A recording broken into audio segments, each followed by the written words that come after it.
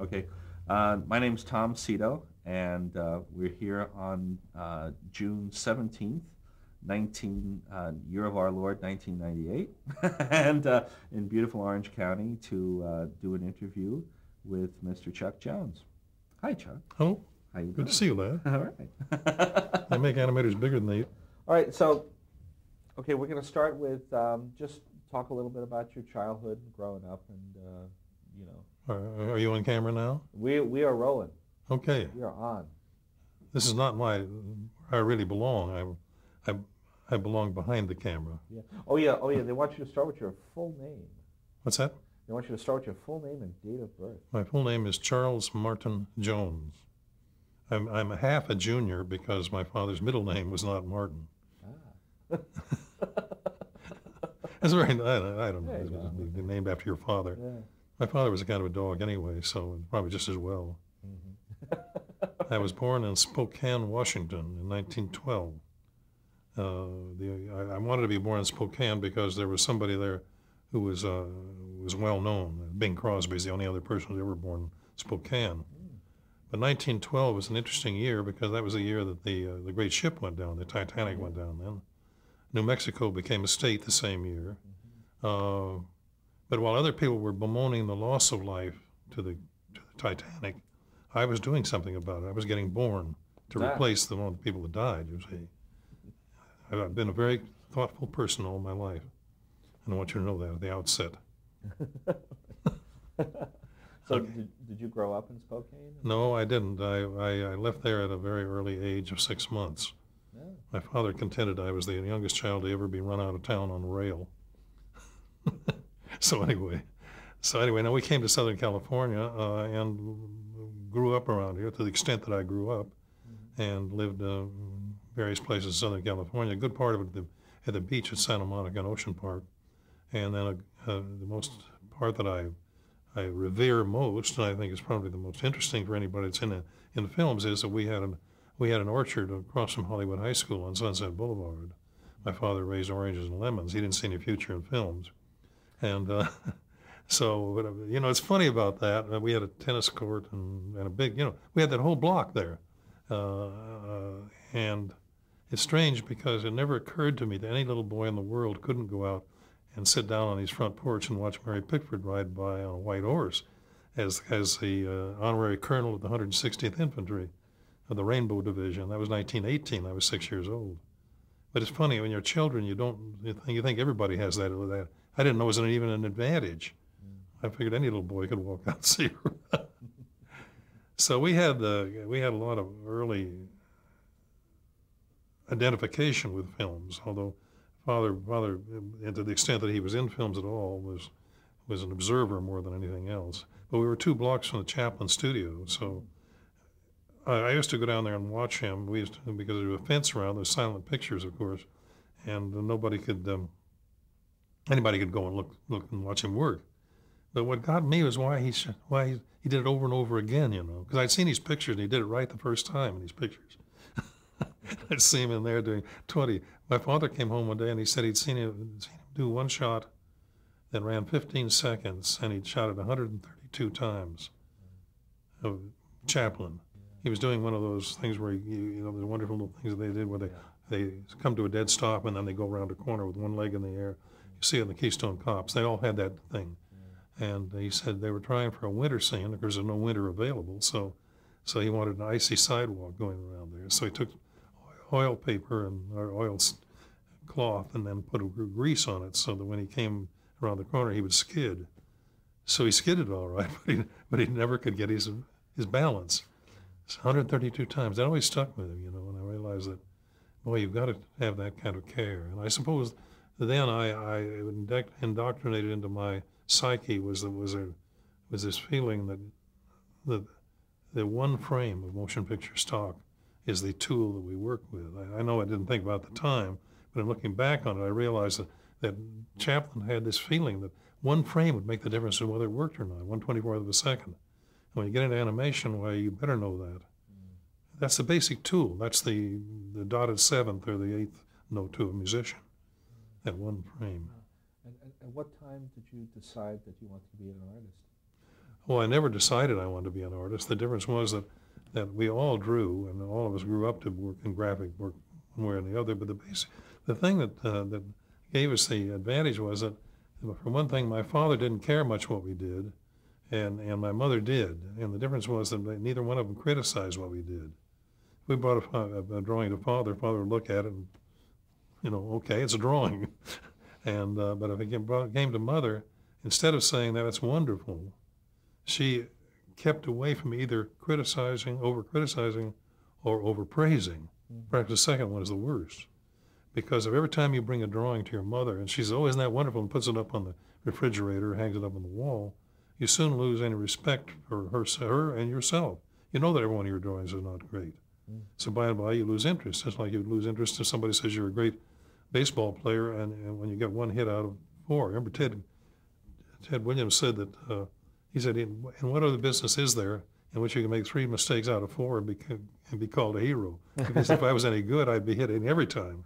Well, that's true. And when you start drawing, you don't expect to be treated with, every drawing you make is good. Yet it's amazing how many people do. So you lose respect for them, and they lose respect for you. Mm-hmm. Yeah. So now, was it at a certain age? You entered Chouinard Art Academy? You'll have to speak a little more briskly. Okay. At a certain age, I have what I call a Ronald Reagan ear. I only hear the questions I want to hear. Right. So was it at a certain age you entered Chouinard to learn how to be a formal artist? Did you make that decision yourself, or did your parents say No. you should go to Chouinard? No, the decision was made for me. You're making a big jump here, of course, from Sunset Boulevard to my schooling, but I'll do the best I can. I went through the usual gymnastic, verbal gymnastics to find out how the heck I could get through school. That's what I was fighting for. Anyway, I was not a brilliant student, but that time they had a thing called the Terman test, Stanford aptitude tests. Yeah. And I was in the 4th grade at that time, and I'd done so much reading. That was the one thing. I think that served my purpose of becoming an animator and doing graphic work more than anything else, was that our house was always loaded with books. And I could always find books to read, and I started reading very early. And the first book that I remember keenly reading and still think is a good book was Uncle Wiggily. And I read that, I think, when I was 4 years old. And then I went through our library looking for another book, an Uncle book. Because I figured if Uncle Wiggily was good, any Uncle book was good. I came across Uncle Vanya, which, as it turned out, was not exactly. It was Dostoevsky or some of those guys. I don't know, one of the Russians. And I didn't get very far. I couldn't get through the first paragraph. The going was tough. So I lost. But my mother helped me to solve that problem by looking at things that, my mother was a great reader, and also she was a great doll maker. And when she died at 90 years old, about, I think, something in that area, she had 2 books on her desk, and she was making a doll, these beautiful, wonderful dolls that she made. And one book was Peter Rabbit, and the other one was Thomas Mann's The Magic Mountain. But the breadth of that, and I always felt that way. It didn't matter. You go from Peter Rabbit to Thomas Mann, but you have to make this demand. The book has to be well said. And Peter Rabbit's a hell of a good book, and so was the other guy. But my father had a rule which seemed to work pretty well. He said, never in the history of man has anything intelligent ever been said at the breakfast table. So he denied us the right to speak at the breakfast. He said, bring a book, bring a magazine, or if you can't do anything else, read the cereal boxes. But you have to read. And he said it's hard enough waking up and going off to work, or getting up and going off to school without having that terrible thing of having to listen to people talk. So that's where we all learned to read, was at the breakfast table. And so I've always read very heavily. And when these Terman tests came along, they seemed to indicate that I was brighter than I was. So they moved me from the 4th grade to the 7th grade, which was terrifying. Not only because I was I was among adults to me, and then so I went into high school very young, and after 2 years in high school, it was sheer agony for me. I don't know how anybody ever gets through school. Father and mother decided that it would be better for me if I went to art school because I drew a lot and had read a lot, and there's terrible books that I got in high school. Hugh Wynne, Free Quaker, and Son of the Middle Border, and things like that. Terrible. I'd read better books, and my father said the only way to tell the difference between a good book and good writing and bad writing is to read it. You'll soon establish that difference. And the same thing's true of drawing, of course. I mean, you soon learn the difference because when practicing, you learn what works and what doesn't work. And your admiration for others contributes to your knowledge, or it isn't a good piece of drawing. At that point in your life, like, were you influenced by radio or films that you saw, or what kind of sticks out in that in your childhood of like what was the first animation you saw? Well, I can't remember the first animation that I saw, but I do know that it didn't need to be anything because a great cartoon was made. Winsor McKay's the Gertie the Dinosaur and the Sinking of the Lusitania and that, a couple of things. Beautiful animation.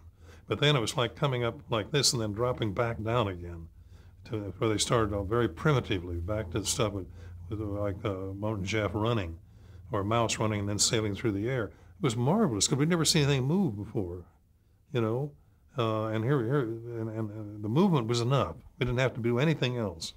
And after a while, the sophistication of the films advanced because the audience became sophisticated.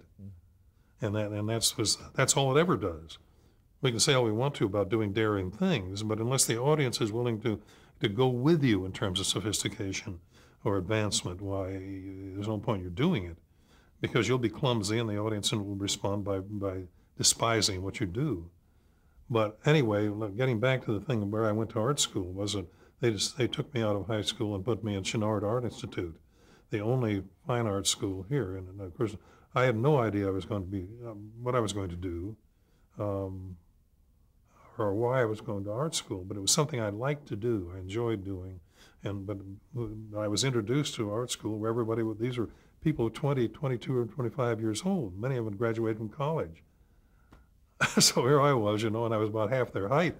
For one thing, and I looked at these guys, and I thought, I can't compete with these birds. By that time I decided I wanted to be an artist, but I didn't know how I'd ever make any money at it.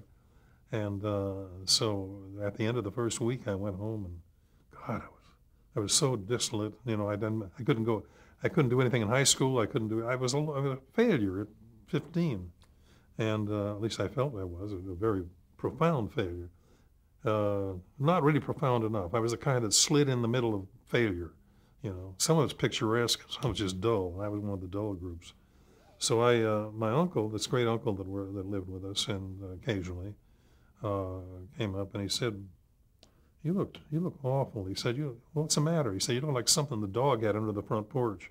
And I said, that's what I felt like. And he said, "Well, what's the matter?" And I said, "Well, I'll never compete with these guys at the school. They draw like Leonardo da Vinci." And he said, "They're 20 years old. I'll never catch up with them." And he said, I guess not. He said, how about the teachers and so on? He said, I said, they're wonderful. They're wonderful. One of them, of course, got up in front of the first class in life drawing, and he said, "Every one of you birds has 100,000 bad drawings in you. The sooner you get rid of them, the better it'll be for everybody." And not for us, for everybody, for the world, Well, that stuck with me. But anyway, that came a little later. But then I said, and I was just, I just felt it was the end of the world for me. I could draw a little bit, but I couldn't keep up with the big guys. So I suddenly blurted out, and I said, you got my lower lip out as you do at that age. And says, you can't make a racehorse out of a pig. And my uncle looked at me very gently, and he patted me on the knee, and he said, "No, but you can make a very fast pig." And I realized that was really what it was all about. I could only be as good as I could be. I mean, whatever my limits were, those things it wasn't that I had to compete with these birds. And I learned the second thing, that creative work is never competitive, no matter how much you may think so. In the world today of animation, in this particular year, there are a bunch of people making features. They're trying to make better features than each other, but that isn't the point. The point is you're trying to make the best picture, not the best picture that was ever made or the best picture that somebody else has made. There's no competition possible. When we were making cartoons at Warner Brothers, we didn't know what MGM was doing or Warner Brothers was doing. It takes a year to make a cartoon. And so we'd had to make them and not hope they were better than somebody else, but hope they'd be marketable. And more about that later. Anyway, that's so I went through art school, and as it turned out, that was the best possible schooling I could have had. And today is the best possible schooling that anybody could have to go into animation. A good director doesn't look for somebody that can draw Bugs Bunny. They don't want him to draw Bugs Bunny. If he can draw the human figure, that's the things you have to be able to do, is to draw the human figure. Why? Because Bugs Bunny has a skeleton just like we do. It's a different one. It's a different structure. But he has 3 fingers. We have 4. And he has a thumb. They have thumbs.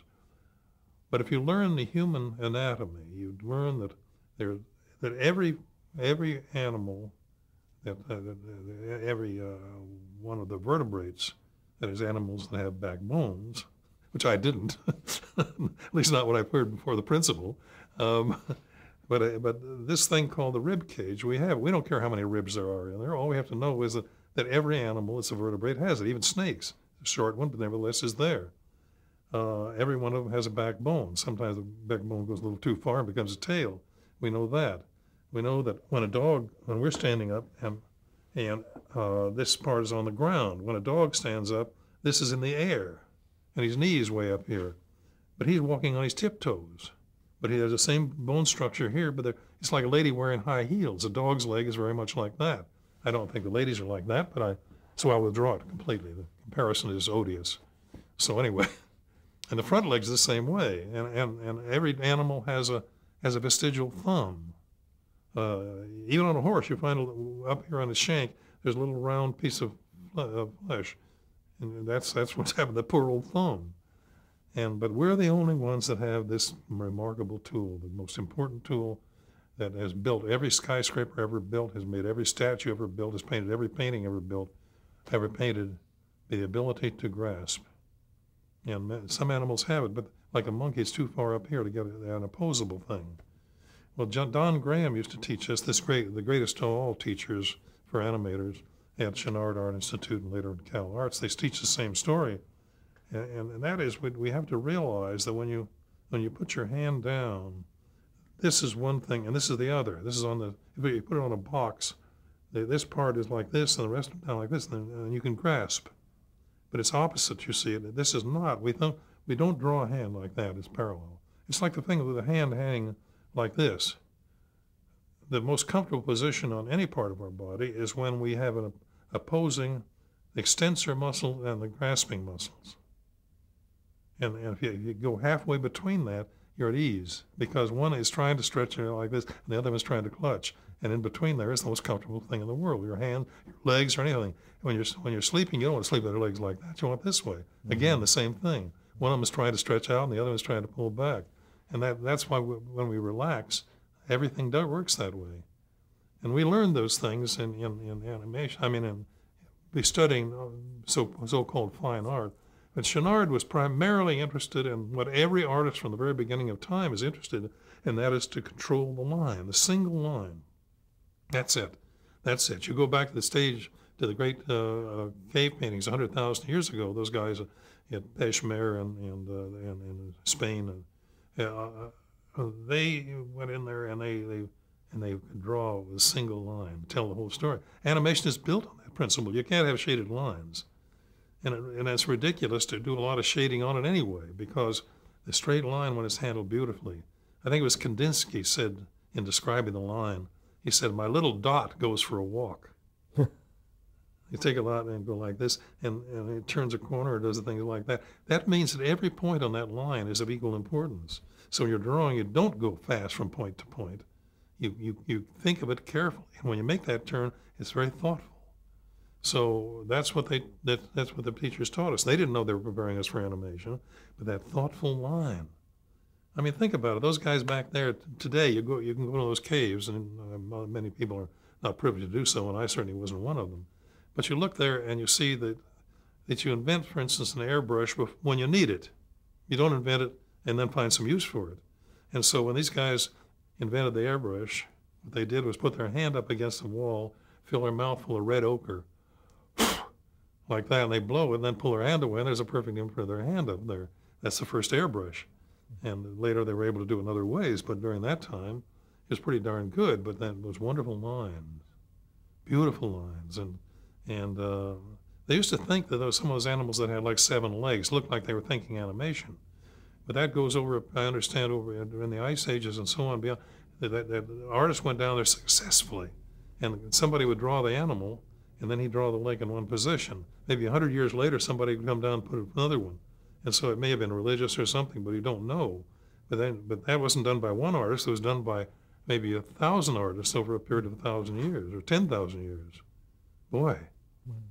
Anyway, from that point on, I never had to worry about competing. I mean, it bothered me if somebody made a better picture than I did, which I knew was better. That's the horrible part. Not that somebody else says it's better, but you know.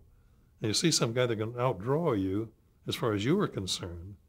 Well, it doesn't help me any because I couldn't figure out how to draw better any more than when I worked with Tex Avery. I was one of his animators.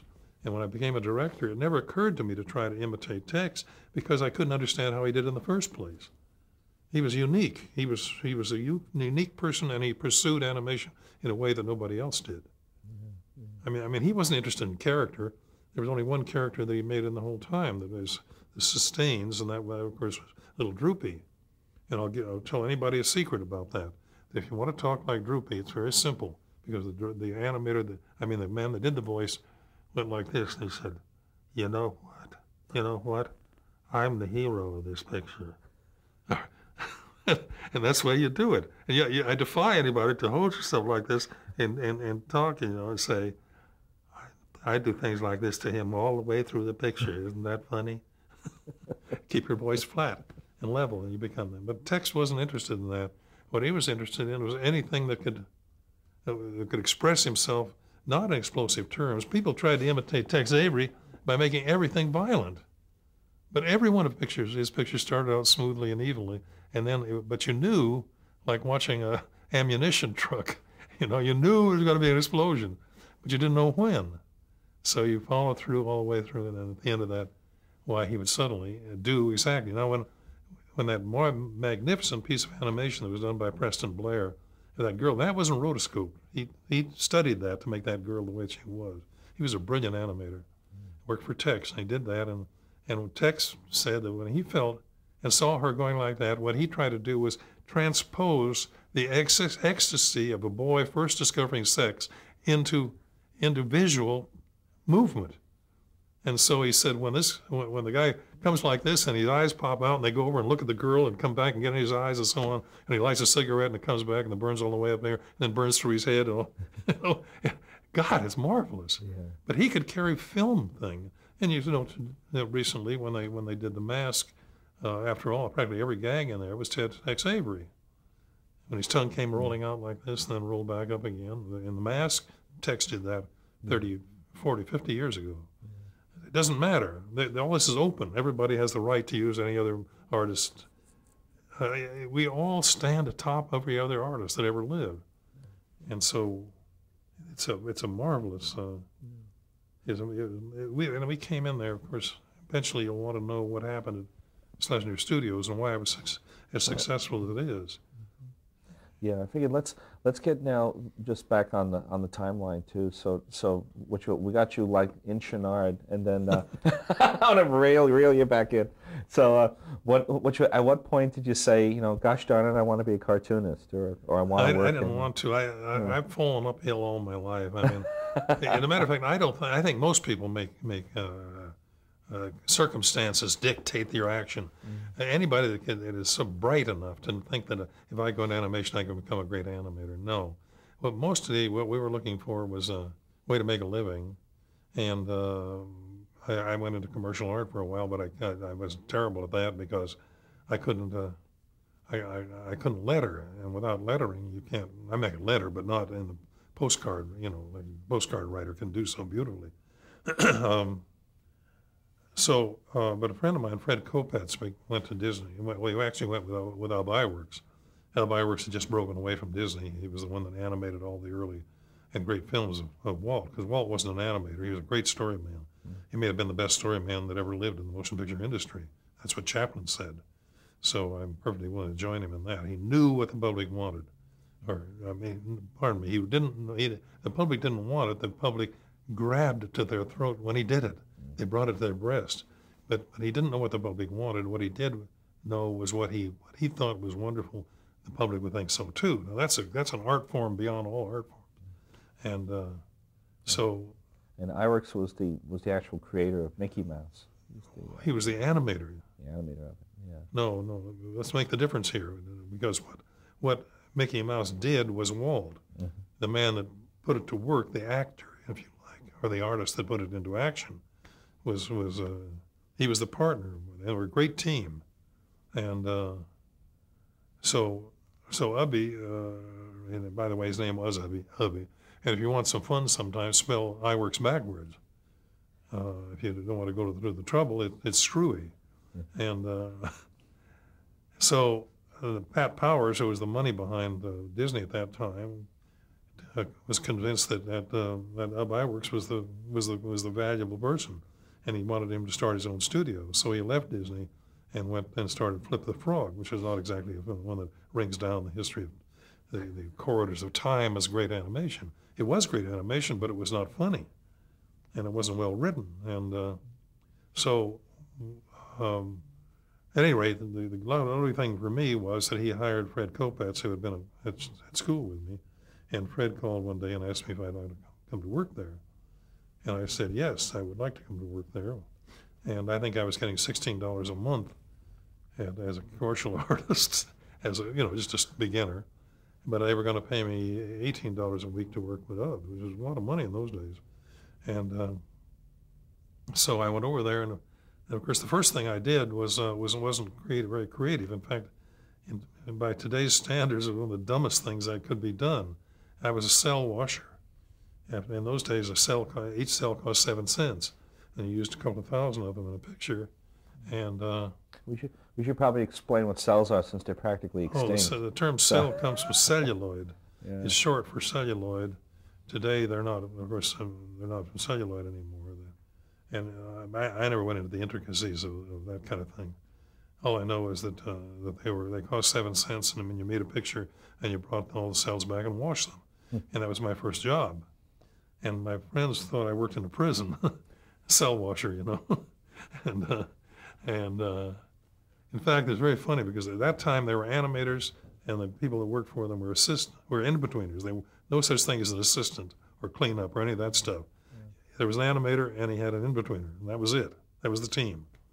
And they did some great pictures together. Anyway, so one time, it was during the gangster area. So one time, thought there might be some in-betweeners around that were working, so he put an ad in the paper and said, asked if he offered to give jobs to in-betweeners. So one day the phone rang, and he lifted up. My wife happened to be a secretary, and she lifted up the thing. And the guy says, I understand you're looking for a go-between. Gangster area, kidnapping was prevalent then, a good way of making a living. So they said. So it was kind of strange in that, but. Yeah. What was we got about a minute, I always heard that Iwerks was one of the fastest animators. Like he himself, like he and Mesmer were like two of the fastest animators. I saw him one time. I was sitting just 3 streets away, but he didn't use in-betweeners very much. But he could do 100 drawings a day, easy. Wow. And he, there were a lot of animators who were very fast. Ken Harris, who did some of the greatest animation in my pictures, always did never less than 30 feet a week.